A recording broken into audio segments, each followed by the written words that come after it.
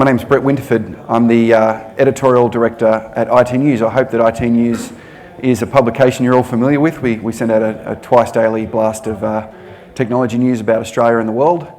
And today I'm here to moderate the first roundtable at Touch Tomorrow, but also introduce you to some of the research that I've been working on around enterprise mobility. It's a report I'm working on called The True Cost of BYOD. So within the next month, I'll be publishing something that's halfway between, I guess, a feature report and the kind of report you might expect from an IT analyst. The thing I'm doing that's slightly a bit differently is that I'm documenting the whole process over 2 months on a blog so that you can all challenge my assumptions and my methodology and really engage with the study. Touch Tomorrow, as you might have heard, has got quite a different format for VMware events. They're trying to encourage a lot more interactivity, a lot more knowledge sharing amongst peers. So this kind of format, this roundtable format, is quite ideal for me to be presenting this research and putting these questions forward because that engagement is there already. So it's definitely within your power to kind of affect the output of my report with the things you say today. Before we move on too much, I know that the keynote touched on this probably quite a bit already, but I wouldn't mind, before we go into looking at enterprise mobility and the management tools that I'm going to discuss a little bit later on and the costs that are associated with each of them, just wanted to quickly talk about the problem we're trying to solve. Why is enterprise mobility an issue? Why are we talking about mobile device management and mobile application management? What's changed? So it's my opinion that the sheer pace of innovation in mobile has outstripped the speed at which a lot of IT management tools can provide that secure and seamless access to corporate applications from a range of specific new mobile devices, certain smartphones and tablets. Initially, I'm not looking at laptops. I think, as you heard earlier, VMware has pretty much got that covered already. I'm talking about platforms that change every 6 months or so, and they're changing at a speed that creates a bit of an IT management headache. So armed with the latest devices, staff are coming into the workplace and they're looking for the kind of convenience they get from the cloud services that they're consuming at home, and they want that in the workplace. The strongest growth is in Android and iOS on the mobile platforms. The two big problems with them is that Apple are extremely protective of the user experience on an Apple device. They don't want any other third-party tools coming in and interfering with that experience in any way. They want to have some level of control over that experience, which is creating a bit of a headache. Conversely, while Apple is a bit of a gatekeeper, Android being open source, it's plagued by a bit of fragmentation. You could say that if Apple was too much a gatekeeper, Android's a bit of anarchy.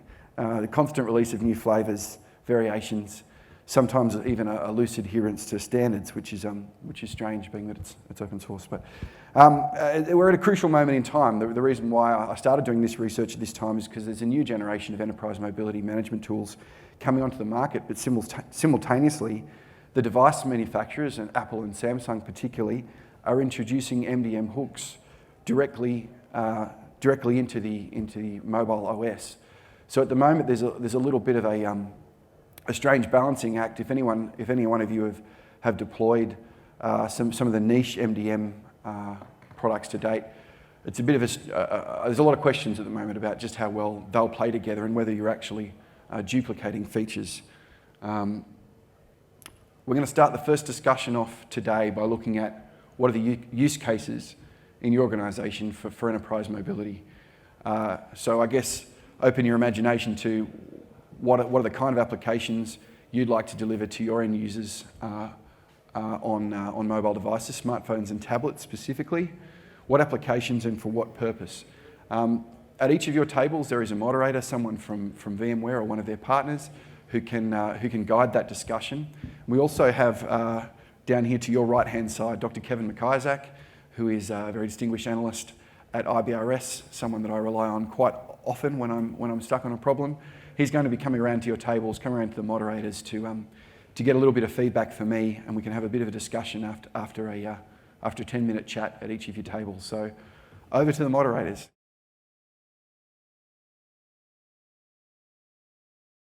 The most common drivers in the CIOs that I've interviewed for the study so far probably cover some of those. I'm trying to generalise as much as I can. Productivity, obviously, your staff could be more productive out in the field if they've got access to corporate applications and data. Compliance and security, we mentioned over at that table.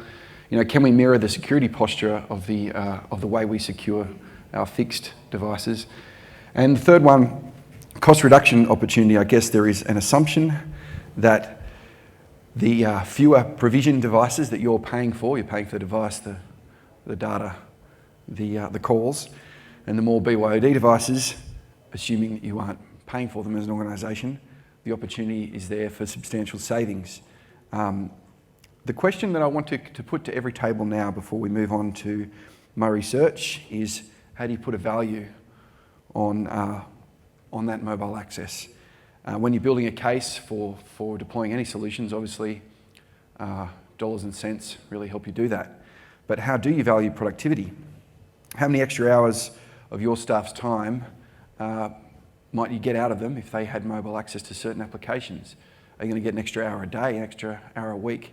Can you quantify that using their hourly rate? Can we put a price on compliance? I know this is a bit of an old problem in IT generally. We can put a price on compliance, but we can't put a value on security. It's very difficult to do. Any of you that have managed to do that, and I'm sure Brian has some opinions on that, that's one of the toughest things you can do.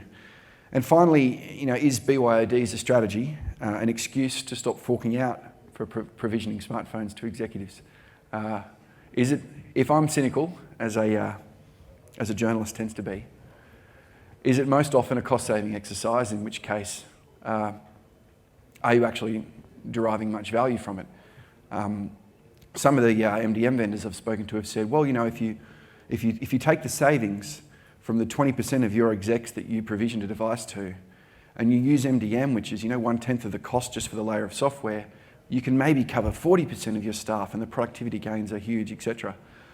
But I also know that CFOs are equally as cynical as journalists. And I wonder if they just all they will hear from that message is, I'm sorry, you don't need to provision smartphones to your executives anymore? Before you've even got to the part which says, but I can create this value out of productivity for the rest of the staff. So that's a point that I wanted to I guess, run by all of you here. So the next question for the next 10 minutes, how do you quantify the value of enterprise mobility?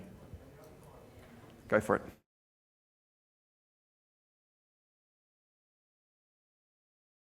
The research I've been doing, obviously, I mentioned earlier, I've interviewed about 15 CIOs and quite a few vendors to come up with what I've got so far, and right throughout this Touch Tomorrow roadshow as it rolls around Australia and New Zealand cities, I'll be adding to that. But what I'm looking to do is calculate the per seat cost of common approaches to enterprise mobility, because we often don't know what our peers are paying for some of these solutions, because they're priced in different ways for different industries. I found, for example, that education tends to get quite a bit of discount over finance. I guess you can probably understand why. I'm trying to keep it fairly consistent across the study. So I'm looking at cost of smartphones and tablets specifically, plus voice and data, plus MDM or mobile application management. The definition of that term is changing quite often over a 2-year life cycle. I'm assuming enterprise scale, 100 plus seats, again, just to be consistent. And to be consistent, top-end popular mobile devices. It's no use talking about devices that people aren't, bringing into the workplace right now. And I'm applying fleet approved device and completely open BYOD approaches. So, fleet would be provision one device, one management framework, kind of what you've done with BES with years, BlackBerry Enterprise Server. The device remains corporate property. Plans are at pre-negotiated rates. You refresh every 2 years at the company's expense. The approved device model is you support a short list of devices, maybe 3, again at pre-negotiated rates with the carriers. The staff purchase the devices via the plan. They get it either back through expenses, or maybe through a stipend, or maybe even through something like a loan, which is what St George Bank is looking at, tossing around at the moment. The devices remain staff property. It's refreshed at their expense. And the open approach, completely open. The staff bring their choice of personal devices. It's IT's job to manage that excess via MDM, mobile application solutions, and staff choose when to refresh devices at their expense. And as Brian mentioned earlier, usually that's just because their last device becomes just about unusable. When you look at device prices, there isn't really a lot of difference at the top end. Needless to say, the difference in the two tablet solutions I've chosen obviously have something to do with the functionality of those two devices. By the way, I'm using the 128 gigabyte Wi-Fi only models because they're the only models where the two are consistent. But as you can see, there isn't a lot of room for differentiation on device. So the device that you're buying isn't really going to be the issue. Why, I guess, is because, well, here's a headline that might suggest the hardware manufacturers can't do anything without the other guy copying it within months anyway. So they're not going to really differentiate on price that much.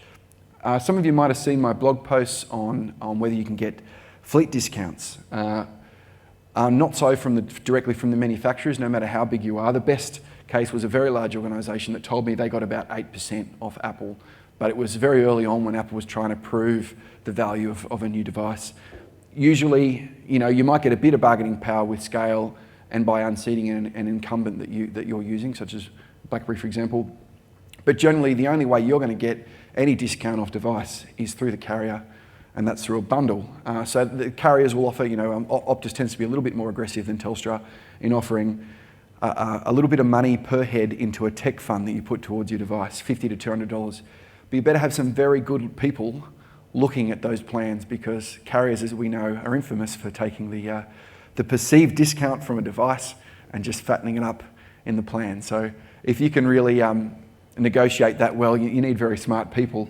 And I guess one thing to watch is Sydney University, for example, has just put out a tender where they are separating out voice and data and device just to test the market. How much are you fattening the plans in order to give us a discount on device? I thought it might be good to look at what are the basic features that most providers are looking at when they talk about MDM. MDM has kind of expanded horizontally over the last 3 or 4 years. You're usually looking at a mobile proxy server. It's either deployed on premise or in the cloud. It's similar to what you always use with BES. It'll provide you some basic MDM functionality, so some extra security layers, enforcing passwords, remote wipe, that kind of thing. So it's policy-based mobile device security. Containerization of applications. So you're looking at swapping out, instead of having your users use the native email and calendar client, you put a contained version on there that everything within that container your IT department has visibility of and nothing outside of it. You can't copy and paste data from the container into any other application on that device. Similarly, because when you want to save an attachment, naturally you want to save it to a data store. They've got containerization of data, which is more like a secure version of Dropbox. Again, the two are linked, so you can't save data from a containerized application unless it's into the containerized data store. That data store might be shared storage behind your firewall, or it might be a public cloud that you've approved. In any case, you're aware of where the data is being stored. The communication between those containers and your servers, etc., even the communication with the public internet, is encrypted. A lot of the vendors are offering something called micro VPN, whereas VPN is giving you access to a full device. As an IT admin, micro VPN is, I will just give you access to that application. So a VPN tunnel that's application specific. And they're extending those products using app wrapping, software development kits for those of you who have a big enough dev team. Maybe you might want to create mobile apps that take advantage of some of these security features. Maybe you might want to take existing mobile apps and run them through a software compiler, a translation engine that basically replaces all the API calls that you might have had for every time you authenticate a user, store data, connect via your browser. It replaces them with APIs that conform to your policies according to the policy engine. So that's basically what it looks like. Now, for the last month, I've been asking, as I mentioned, some vendors what their pricing is. A lot of them won't tell me, so I have to go to the CIOs to kind of do the calculations myself. And after a few late nights with a calculator, just like on the device side, you find that with 3 well-known solutions here, which I'm not naming, the price is just about irrelevant. People are paying between $8 and $10 per seat per year just for the mobile device and mobile application security. That is a basic model with basic support. Containerized email and data store, it assumes a 2-year life in case you have to buy some infrastructure in the first year that you have to amortize over the 2 years. I put a little dash there, currently on sale for $72 per seat per year. You'll know why in a second, why they're so drastically discounting these solutions at the moment. Earlier on, Dr. Kevin bet me that none of the solutions, when you add in the voice and the data and the device and the MDM, are going to range more or less 20% more expensive or cheaper than the others. So we'll see if Dr. Kevin was right. I looked at over 2 years again, what would you pay if you're having an iPhone or Android device at the top end, the ones I mentioned earlier, voice and data and basic MDM, so none of the app wrapping, SDK, or the advanced features. You're looking at about $1,000 per seat per year, $83 per month. As a bit of a goalpost for you to compare that to, there's BES, basically, what people are paying for BES, so it's a little bit more. And if you have some advanced features of the MDM vendors, you end up actually paying more than BlackBerry again, which I find quite interesting, that we've all talked about BlackBerry being too expensive, and then we buy a solution that is more expensive than BlackBerry. In any case, 20 or 30%, Dr. McIsaac was pretty much spot on that one. I thought I'd put up some quotes from some CIOs I've spoken to who've deployed some of these solutions or considered them. And at those prices that I mentioned earlier, this is the kind of things they were saying. Any cost-benefit analysis around MDM hasn't come close to stacking up to us. There is no way I could justify that sort of price for MDM. Again, I'm not naming them to protect the guilty. So far, I'm looking just at the solution, but there's obviously a lot of costs associated with deploying and managing mobile devices that I haven't even looked at yet. And by the end of the study, I hope to have. But is there additional infrastructure to deploy MDM? What's the cost of the support resources or of managing policy? And further, what is the cost of user revolt if they really hate the solution that you put in? I put this slide up because I hope none of you have experienced the wrath of the end users that have provided feedback on the reviews section of the Apple App Store and the Google Play Store for some of these MDM solutions that have come out so far. I recommend you look at Good Technology Secure Email reviews on Apple App Store or Citrix Works Home reviews on the Google Play Store. Some of these users are so upset, they're begging for their BlackBerry back. They're happy to go back to 2 devices. They'd rather have a personal device and a BlackBerry in each pocket because basically there's poor performance due to latency. Often that's an architecture problem. They haven't put the secure email gateway near the email server, for example. Often it's because the tasks that they completed that made them productive are now prohibited in this MDM world. Why not let me share my personal and work calendar so that I have one view of my day? What is the security problem with not allowing me to do that? Very simple things. I thought I'd include a quote from one of the CIOs who did agree to be named, Tim Fleming at Deloitte. They've had a BYOD strategy for a long time. If you're giving end users an email client that comes as part of the MDM solution, it is instant legacy. So what he's saying is people love the native experience on their device. And as soon as you, say Apple updates iOS, for example, and they deliver new email features, your staff can't use that because they're stuck waiting for the MDM supplier to catch up and revise their container. So people love those native experience on their devices. Ensure that your containerized solution, if you ever go down that path, has the blessing of the OS supplier that your users love. Otherwise, you might find a bit of that revolt I was talking about earlier. And I just quickly wanted to mention that, that we are at a critical juncture at the moment. At the moment, I've got iOS 7, our labs reviewers are looking at, and within 48 hours, we'll probably post a review. There are management features within iOS 7 at the moment where devices can automatically be enrolled in MDM over the air after being purchased and activated. Third-party MDM vendors won't be required to create custom agents for devices. Apps will be managed, documents and files locked down, access restrictions applied, privacy is built in, IT will only see the corporate applications and data that you choose them to. So there is obviously some convergence at the moment from the device manufacturers who are providing some part of the solution. And what you've got to decide, I guess, is to what degree does your MDM supplier complement that or replicate it?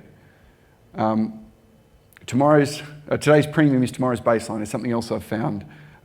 There's relatively small features that differentiate any of these MDM solutions on the market. And And what is something that you charge a premium for today, you won't tomorrow. So they might have started with basic mobile device management as a basic feature, and then containerization became a premium feature, and then containerization 6 months later is a basic feature.